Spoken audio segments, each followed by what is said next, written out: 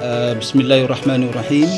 Alhamdulillahirabbil alamin wassalatu wassalamu ala asyrofil anbiya'i wal mursalin wa ala alihi wa sahbihi ajma'in. Pertama sekali saya ingin ucapkan ribuan terima kasih dan selamat datang kepada tuan-tuan dan puan-puan ke Yayasan Wilayah Persekutuan. Mungkin ada yang pertama kali datang ke ofis yayasan ni, walaupun dengar dah lama Yayasan Wilayah ni kan. Jadi pada hari ini kita ada sedikit majlis ringkas penyerahan bantuan awal masuk IPT dan bantuan perubatan dan juga skim khairat kematian yang disediakan oleh pihak yayasan.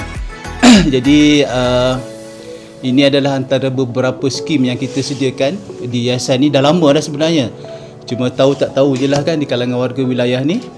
Jadi sejak 2015 lagi dah lebih 100 juta sebenarnya kita peruntukkan untuk bantuan-bantuan kepada anak-anak wilayah ni lah, yang dalam bidang pendidikan dan juga khairat kematian dan juga dari segi khidmat sosial kita ni lah kan. Jadi pada hari ini sepatutnya Dr. Basir, kita punya CEO, patut berada di sini lah, tapi dia minta maaf tak dapat hadir sebab dia tak berapa sihat. Sekarang dia dekat klinik sedang tunggu rawatan.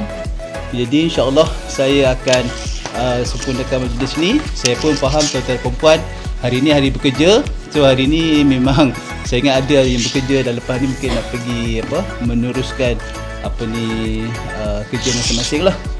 Program-program macam ni tak lain tak bukan adalah untuk kita bantulah. Kita sebagai yayasan wilayah ni macam yayasan negeri di seluruh Malaysia lah, Yayasan Pahang, Yayasan Selangor dan sebagainya kan. Cuma kita ni di wilayah persekutuan dan kita hanya membantu anak-anak kelahiran wilayah persekutuan, mereka yang tinggal di wilayah persekutuan dan yang berkaitan dengan wilayah persekutuan lah. Dan kalau kita cek, even kalau dia pengundi Selangor pun, kita kata advice dia pergilah cari dekat kerajaan Selangor lah kan. Tinggal di wilayah, orang wilayah lah kan, mengundi di wilayah supaya diorang dapat benefit apa-apa yang kita boleh sediakan lah.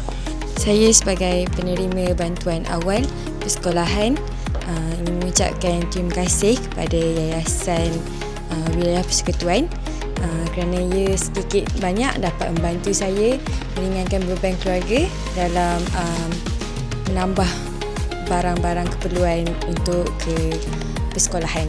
Terima kasih Yayasan Wilayah Persekutuan. Assalamualaikum warahmatullahi wabarakatuh.